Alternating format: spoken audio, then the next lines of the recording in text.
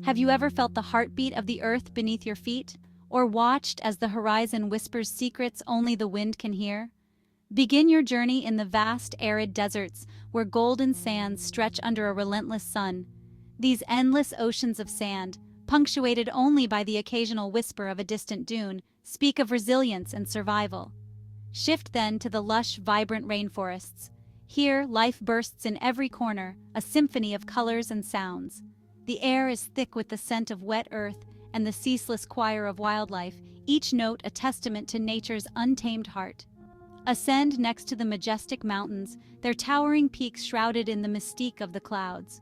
Feel the solemn quietude that reigns above the world, where the air tastes of freedom and the vistas narrate epics of stone and ice.